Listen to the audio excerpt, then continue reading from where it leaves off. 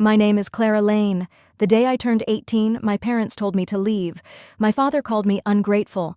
My mother, with a sigh, pressed a crumpled $20 bill into my hand before locking the door. The rain soaked through my jacket instantly. As I stood there, shivering, I could hear their final words echoing, "Your sister deserves the future, not you." I was sick, homeless, and utterly invisible to the world I once called home. And just like that, with a click of the lock, her old life was over. For weeks, the bus stop bench was my bed. The cold metal seeped into my bones as I wondered if this was truly how my story would end. Forgotten in the relentless drizzle of a town that didn't want me, but it wasn't the end. It was the brutal, unceremonious beginning. 5 years later, I would build an empire from nothing. A company dedicated to creating the chances I was so cruelly denied. Little did she know, her greatest strength was being forged in that cold, lonely darkness. One ordinary morning, my sister Lena walked into my office. Dressed for an interview, she had no idea who I had become. A smile touched my lips as I gestured for her to sit. "We're here to discuss your qualifications," I began, my voice steady. "But first tell me, have you ever been told you didn't deserve a future?" The irony was a bittersweet taste in my mouth. The tables had turned, and the stage was set for a reckoning long overdue. I grew up in a tiny Indiana town where cornfields drew the boundaries of every dream. Our house on the outskirts of Bloomington had peeling white paint and a garage that always smelled of engine oil. My father, Robert, was a mechanical engineer who saw emotions as a flaw. Perfection to him was the only proof of love. Our home was a lesson in conditional affection. In a house that valued perfection, being human was her first sin. My mother, Diane, was a bookkeeper obsessed with appearances. Her hair was a helmet of hairspray, unmoving even when her temper flared. And then there was Lena, my older sister, the golden child, the miracle. Every compliment, every ounce of praise was naturally drawn to her, like light bending toward the sun. I was the quiet one, the shadow in the background. In the economy of family affection, some accounts are always overdrawn. While Lena practiced piano, I found solace in the garage. I built things from scraps, rewiring broken radios and crafting toys from soda cans. The hum of machines was my symphony. My father once looked at my work and said, not unkindly, "That's not real work.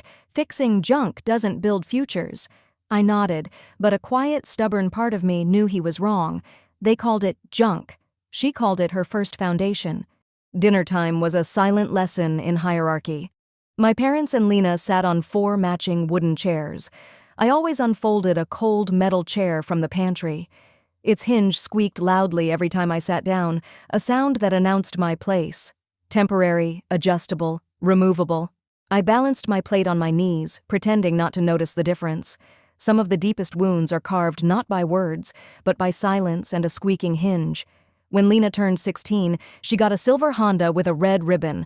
Mom baked a chocolate cake with her name in elegant icing. That same week, for my birthday, I received a $25 bookstore voucher. "You like reading, right?" my mom said. "This should keep you busy." I smiled, said thank you, and swallowed the sting of the inequality. A voucher for silence and a lesson in her worth, all wrapped in one. The unspoken rule in our house was simple: don't make a scene. So I never did. I learned my mother's sigh held more power than any argument I could win, and my father's silence was an impenetrable wall.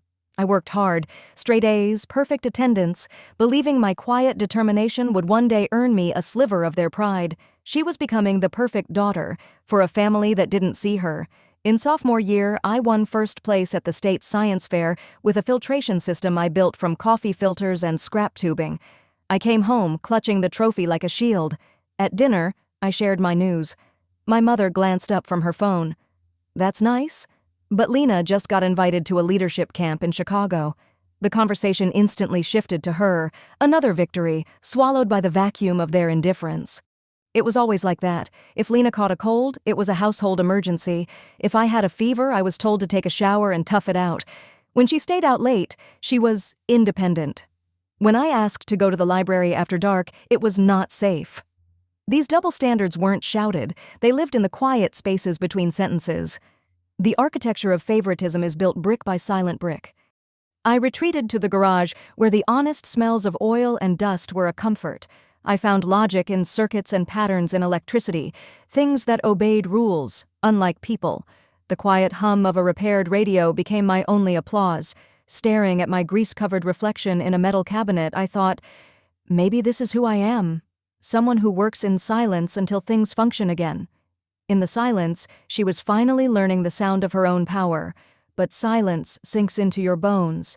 It feels safe at first, then it becomes your only language. In our house, speaking up was like lighting a match in a room full of gas. You learn to keep the flame to yourself. I watched my parents beam at Lena's every achievement, wondering if I was born just to be her shadow, a footnote in her brilliant story. The quiet child is often the one listening, learning, and storing away strength for a storm they know is coming. Sometimes after dinner, I'd take my foldable chair to the porch. The metal would creak as I sat, watching bugs circle the porch light. I'd imagine what it felt like to sit somewhere that didn't remind me I was temporary. I don't think my parents hated me. They just didn't see me. They were so busy polishing their golden child, they forgot the other one could shine too. Invisibility can be a cage, but it can also be a hidden workshop. I understood one thing early. Invisibility can be armor. If no one expects anything from you, you are free to build in secret. I kept my head down, saved money from tutoring, and spent nights sketching designs for projects I'd never show anyone. I told myself I would one day build something so significant that even they couldn't look away. Her greatest creation was still a secret, growing in the dark. The storm came not with noise, but with a heavy, warning silence. It arrived in a thin, white envelope on a Thursday, an acceptance letter from Indiana State University for logistics, with a partial scholarship. It wasn't a full ride, but it was a door cracking open. I had worked for this, late nights, part-time jobs, tutoring. For the first time I felt seen by the world, a single piece of paper, holding the weight of a future she had fought for alone. I rushed home, the letter trembling in my hand. The sun was setting behind the cornfields. Inside, my mom was sorting bills, my dad reading the paper, and Lena scrolling on her phone. I got in, I announced, my heart pounding. Indiana State, they gave me a scholarship. My mother didn't look up. That's nice, she said, but we can't afford 2 tuitions. Lena's pre-law is expensive. The door to her future opened, only to have her family stand in the way. My father lowered his newspaper, his expression flat. You're 18, Clara. Time to be realistic. We can't pay for everything. The word realistic hit me like a physical blow. I stood there, the paper shaking in my hand. The room went still. Lena looked up from her phone, a practiced smirk on her lips. She's overreacting, she said softly, as if stating a simple fact. They mistook her hope for entitlement and her dream for a fantasy. Something in me finally cracked. I've done everything right, I said, my voice shaking with years of pent-up emotion. Straight A's, a job since I was 16. I never asked for anything. My mother's head snapped up, her tone sharp. Stop raising your voice. Before I could reply, my father slammed his hand on the table. Enough! You think you're so capable? Fine. Prove it. You're on your own. The silence she had kept for years finally shattered, and with it, the last illusion of family. I froze, the words not registering. Then, my mother sighed, pulled a 20 from her purse and pressed it into my palm. Her voice was cool, rehearsed. Be independent, Lena laughed under her breath. Consider it a head start on reality. A slow, burning ache spread through my chest. I looked at them, the family I'd tried to earn for 18 years, and realized I had never truly belonged. With a $20 bill and a cold farewell, they handed her freedom, not knowing how fiercely she would use it. I didn't beg. I folded the acceptance letter, slipped it into my bag, and walked to my room. The house felt alien. Lena's photos on the piano, the smell of lemon cleaner. It was someone else's home. I packed a single suitcase. When I turned, my mother was in the doorway. You'll regret this, she said. I wanted to say I already did, but the words stuck in my throat. She walked away from a house, but not from herself. That she was just beginning to find. Outside, the sky had opened. Rain fell in sheets, soaking me instantly. My father didn't come out. Lena watched from the window, her face lit by her phone, curious, not sorry. My mother followed me halfway, holding the door just enough to keep her shoes dry. Remember, she said, her voice distant, you wanted this. Then the door closed, sealing me out of my old life. The door closed on a daughter, but opened onto a warrior. I walked down the driveway, my small suitcase bumping against my leg. By the time I reached the street, I was drenched. I looked back once. The house glowed warmly through the storm, a life sealed behind glass.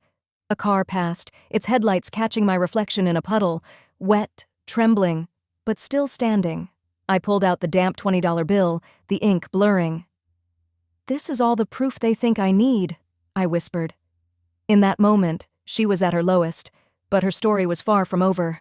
I reached a bus stop as the rain turned into a downpour. Streetlights flickered, creating halos in the gray night.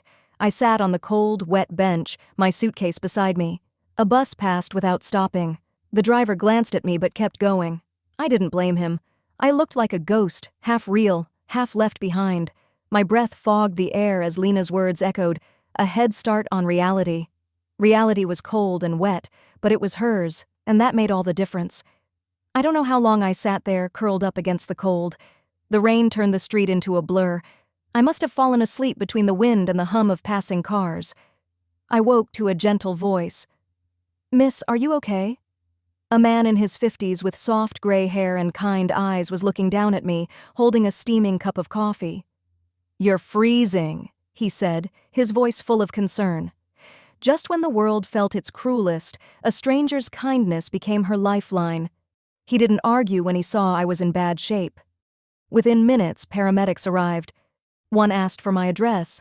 I wanted to answer, but I couldn't. I had none. The last thing I saw before slipping away was the man, Mr. David, carefully folding my damp $20 bill and tucking it into my jacket pocket. "Keep this," he murmured. "You'll need it more than I do." A simple act of humanity can be the first stitch that mends a broken soul. I woke under the relentless white lights of a hospital. The world smelled of antiseptic. A nurse named Miller told me I was at County General, that I'd collapsed from exposure and pneumonia. They had no ID for me except the smeared acceptance letter in my bag. She wrapped a plastic band around my wrist. It read, "Name, Clara Lane. Address, unknown." I stared at it. It was true. I had nowhere to go. Address, unknown. The 3 words that marked the end of one life and the blank slate of another. A doctor told me I was lucky. A few more hours in that storm, and it would have been worse. I spent 2 days in the hospital with no visitors, but the nurses were kind. I overheard them discussing charity care for my bill. When the discharge nurse came, she said my balance was $42.86. Then she smiled. But a Mr. David already took care of it. Gratitude swelled in my chest. Too big for words. The kindness of a stranger had paid her bill, and in doing so, had invested in her future. They gave me donated clothes and a pamphlet for Haven House, a women's shelter. A volunteer drove me there, making friendly chatter. The shelter was tucked between a laundromat and a thrift store. Inside, I was given a small bed by a window and a blanket that smelled of detergent. That night, I lay awake listening to the gentle rain on the tin roof and the sounds of other women breathing. I didn't feel like I was disappearing anymore. For the first time, she was not alone in the storm. She had found a harbor. I started helping